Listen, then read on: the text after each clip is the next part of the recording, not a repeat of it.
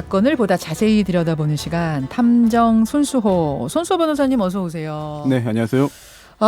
사실은 총선 때문에 우리가 뭐 이제 이런 크고 작은 사회 사건들, 형사 사건들 이런 거는 소개를 못 해드렸었는데 그 사이에 2심 판결이 나온 사건 하나에 주목하신다고요? 네, 여수 선착장 아내 살해 의혹 사건입니다. 여수 선착장에서 네, 아내가 숨졌어요? 네, 그렇습니다. 근데 이거 남편이 살해한 거 아니냐 그 의혹 사건이군요. 네, 전남 여수의 한 섬마을 선착장에서요. 네. 아내가 타고 있는 승용차를 손으로 밀어서 바다에 빠뜨려 살해하고 거액의 보험금을 타내려 한 혐의로 기소된 50대 남성 A씨 사건인데요. 특히 살인죄에 대한 1심과 2심 판결이 정반대예요. 1심은 어떻게 났는데요? 1심은 남편 A씨가 아내를 살해한 걸로 보고 무기징역형을 선고했습니다. 무기징역. 네, 하지만 이번 주에 선고된 2심에서는요. 살인이 인정되지 않았어요. 네, 다만 그 2심 과정에서 이제 검사가 예비적으로 추가한 교통사고 처리 특례법 위반. 그러니까 이게 고의가 아니라 실수로 과실로 아내를 사망하게 한 거다라고 봐서요. 금고 3년형이 선고된 상태입니다. 살인죄 무기징역 유죄에서 2심은 살인죄는 무죄인. 네. 이게 이렇게 정반대가 판결이 된 이번 재판. 이번 월요일에 났습니다, 여러분. 그렇습니다. 그래서 오늘 우리가 한번 들여다보려고 하는 건데 네. 어떻게 하나의 현상을 놓고 판사가 이렇게 정반대의 판결을 내리게 됐을지 한번 들어가 보죠. 네. 어떤 사건인지 좀 자세하게 설명해 주세요. 특수절도 전과가 있는 A씨가요. 전처와 이혼한 다음에 딸 3명을 혼자 키워왔습니다. 네. 2017년 1억 2천만 원 상당의 신용카드 채무 때문에 이제 개인회생 절차를 진행했는데요. 그 후에 한동안 동거녀로부터 경제적 지원을 받았어요. 네네. 그러다 그런 지원도 2017년 가을부터는 중단됐습니다. 관광버스 기사로 일했지만 또 이 일도 2018년에 그만두게 되면서 동생 등으로부터 생활비를 받았었어요. 경제적으로 넉넉하지 않은 형편이었는데요. 그러네요. 1심은 바로 이 부분을 살인의 동기로 봤습니다.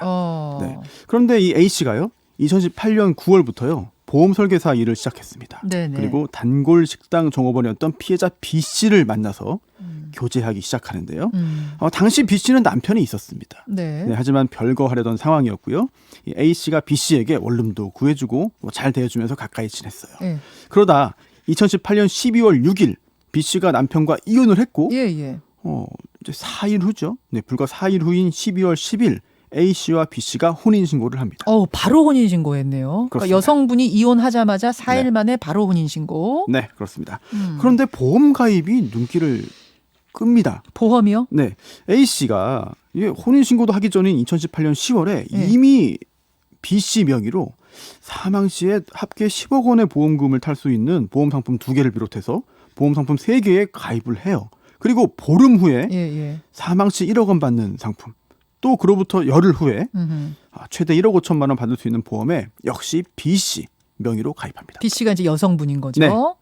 아니 근데 A씨가 이 남성이 보험 설계사 일을 했다면서요. 네. 그러면은 보험 설계사니까 뭐 주변에 있는 사람들한테 내 보험 들라고 많이 권유를 했을 법하긴 한데 네. 그렇다 치더라도 이건 좀 과하게 많이 들었다 이런 말씀이에요. 지금 비현정 PD가 지적한 부분, 그 부분도 1심과 2심의 해석이 정반대입니다.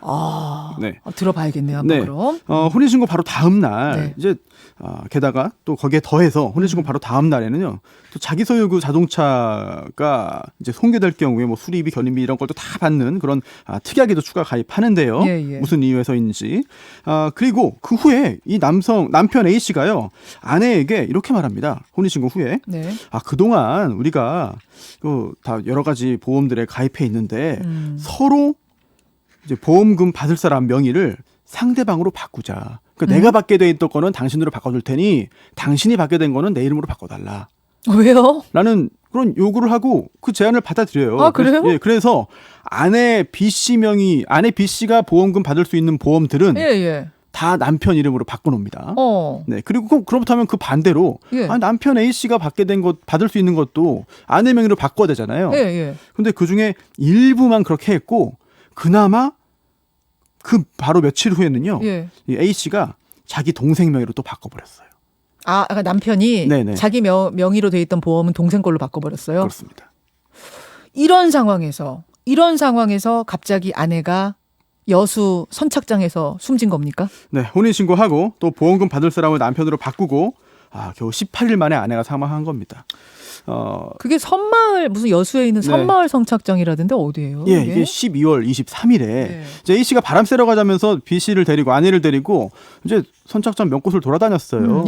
검찰과 1심은 이게 살해 장소 선택하고 또 그 구조 미리 촬영하고 사진 찍어서 준비하기 위한 사전 작업이었다라고 보는 거죠. 실제로 휴대전화에서도 그럴 때에 찍은 사진과 영상이 발견됐습니다. 그리고 그로부터 8일 후인 12월 31일 해돋이를 보기 위해서 이 부부는 그곳을 다시 갔죠. 12월 31일 그 해의 마지막 날 해돋이 보러 그곳에 갔다. 네. 그런데 거기에서 아내가 사망한 거예요? 그렇습니다. 밤 10시경에요. 이제 선착장의 그 방파제 끝부분에 승용차를 주차했습니다. 그리고 차 안에서 냄새 난다. 그러니까 앞좌석에 두 명이 앉은 거예요. 운전석과 조수석에. 그리고 냄새 난다면서 조수석 쪽 뒷좌석 창문을 약 7cm 정도 열어뒀습니다. 그리고 부부니까 이들 부부가 또 차 안에서 성관계를 가졌어요.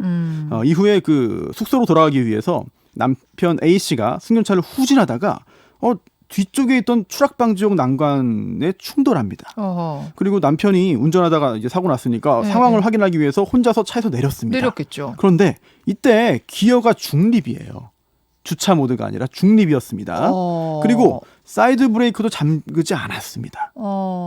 그리고 성관계 직후에 나체 상태였던 아내가 혼자 조수석에 남아 있었는데 그 자동차가 선착장 방파제 경사면을 따라서 이제 바다로 추락했고 아내가 익사했습니다.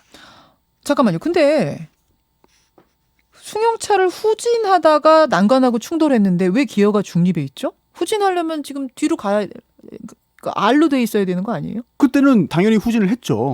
근데 그 다음에 조작이 있었던 거죠. 그러니까 딱 부딪힌 다음에 그래서 그다음에 중립으로 놨다. 그 부분도 해석이 갈립니다. 피로 안 놓고. 왜냐하면 1심 법원은 살인 유죄 받잖아요. 그래서 이걸 일부러 차가 움직일 수 있게 중립에 놓고 내린 것이라고 판단을 했고 반면 항소심은 그게 아니라 실수였을 수도 있다라고 본 거죠. 파킹, 그러니까 주차로 안 놓고 중립으로 놓은 게 실수였다고. 판결문이 2심 판결문만 40쪽이거든요. 몇 시간 동안 해도 끝나지 않을 판결문 분석이 될 수 있어요. 와, 그래서 검찰은 남편이 부인을 의도적으로 살해한 거다 이렇게 판단했어요. 네, 그렇습니다. 일부러 사고 낸 다음에 범퍼 상태 확인하는 걸 핑계로 해서 밖에 내린 거고 자동차를 그렇게 그런 상태로 둔 것도 의도적이었다고 본 거죠. 반면 남편 A 씨는 경찰 수사 단계부터 강하게 반박합니다. 아니 사고 나서 내가 어떻게 했는지 모르겠지만 뭐 차에서 내렸는데 차가 저절로 굴러간 거다. 이런 우연한 사고라고 주장을 한 거예요. 그래요. 사실은 이제 지금 채팅창 저 보고 있고 댓글 들어오는 것도 보고 있습니다만 이렇게 되면 의심할 부분이 너무 많다. 살인으로 봐도 전혀 이상하지 않을 것 같은데 왜 2심에서는 살인죄가 살인이 아니라고 봤느냐 많이들 궁금해하세요. 저희가 허락된 시간이 너무나 짧아서 이게 잠깐 저도 좀 당황스러운데요 지금.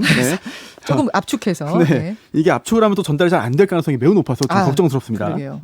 현장 검증을 했습니다. 항소심 2심 재판 중에. 그런데 그 현장 검증 굉장히 다양하고 심도 있게 했는데 굉장히 좀 새로운 사실이 드러났어요. 어떤 거요? 이게 뭐냐면 1심에서 유죄 판결 내린 이유는 밀지 않고서는 차가 안 굴러간다는 거예요. 비록 중립으로 넣고 사이드 브레이크 풀어놨지만 남편이 차를 바다 쪽으로 밀지 않았으면 빠지지 않았을 것이다. 그러니까 경사가 막 저절로 갈 정도로 가파르지 않다. 경사가 없었다는 거예요. 1심에서는. 1심은. 그래서 경사면이 있었다는 그런 그 질문도 사실은 논쟁거리가 굉장히 심하게 됐습니다. 이건 민 거다. 이건 민 거다. 그런데 현장 검증을 상당히 다양한 지점에서 다양한 상황을 가정해서 했더니 안에 타고 있던 사람이 몸을 좀 상체를 일으켜서 좀 중심을 좀 이동했더니 차가 자연스럽게 스스로 굴러갔다.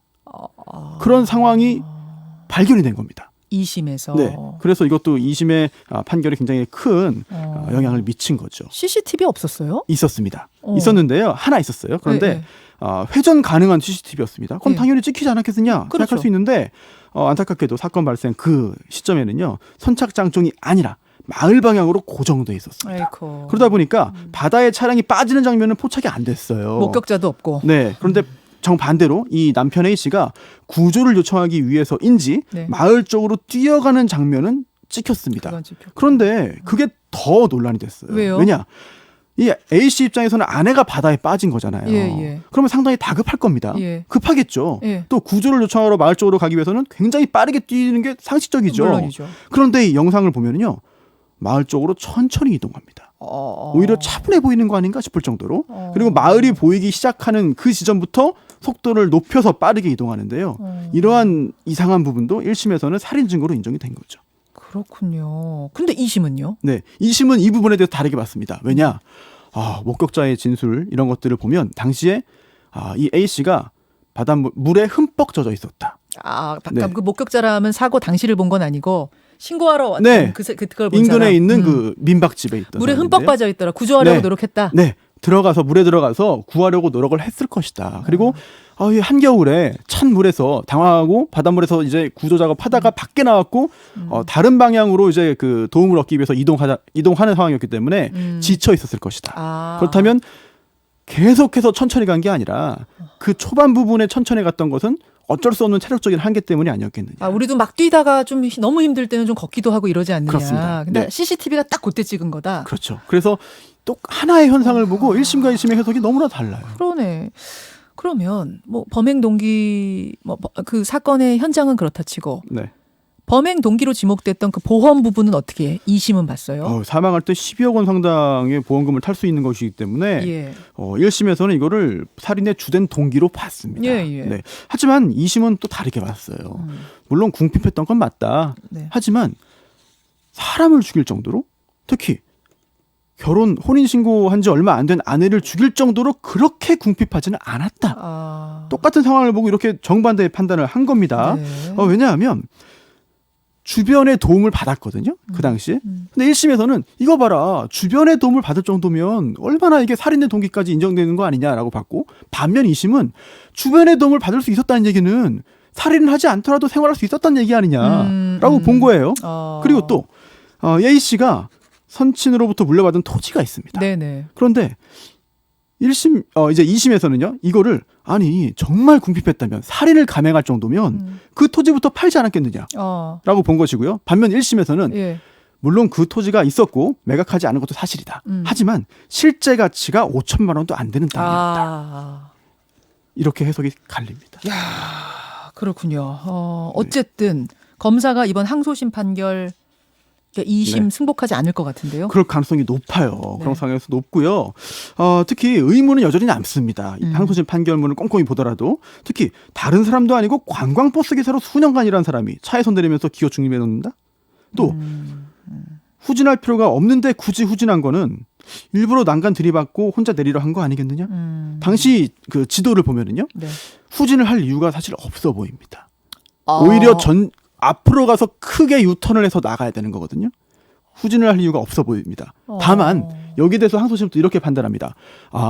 전진을 하는 게 이성적으로 보면 맞지만 네네. 더 합리적이고 편리한 그 주행 방법이지만 앞으로 가다 보면은 난간이 없는 바다에 빠질 수도 있다. 그렇기 때문에 최대한 후진을 한 다음에 유턴하려고 한 거 아니냐.